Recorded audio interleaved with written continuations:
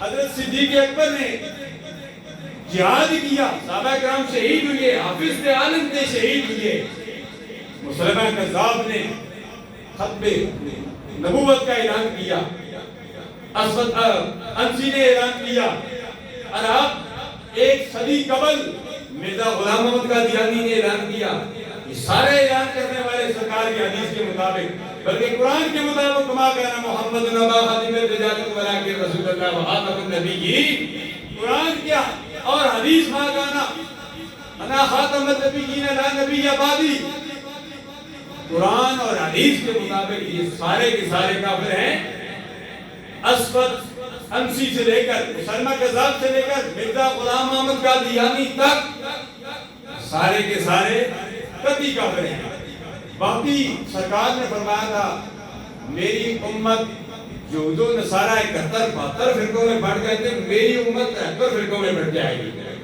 فرقے بنے گے، یہودیوں میں فرقے ہیں، نصرانیوں میں فرقے ہیں، ہندوؤں میں فرقے ہیں، سکھوں میں فرقے ہیں۔ جب ان میں فرقے ہیں تو مسلمانوں میں بھی فرقے ہوں گے۔ سرکار نے خود فرمایا میری امت، مشکات شریف کی حدیث ہے، 73 فرقوں میں بڑھ جائیں گے۔ فرمایا اس میں کامیاب وہ ہوگا، جنتی وہ ہوگا، ما انا علیہ واصحابی، جو میرے اور صحابہ کرام کے طریقے پر چلنے والے ہوگا۔ اب ساری کہتے ہیں، شیعہ کہتے ہیں کہ ہم چلنے والے ہیں، حدیث کہتے ہیں ہم چلنے والے ہیں، غیر مقلد کہتے ہیں ہم چلنے والے ہیں، سنی کہتے ہیں ہم چلنے والے ہیں۔ ہر کی اپنی اپنی رسالت ہے، ہماری رسالت ہے، ہم اپنی جگہ پر درست ہیں الحمدللہ والذی، ہم اہل سنت والجماعت ناجی جماعت ہے، یہ فرقہ نہیں ہے، یہ ناجی جماعت ہے۔ ہم قیامت کے دن بھی یہ نعرہ لگائیں گے اور دنیا میں بھی یہ نعرہ لگائیں گے، یا رسول اللہ کے نعرے سے ہم کو پیار ہے، لگایا جس نے یہ نعرہ اس کا بیڑا پار ہے۔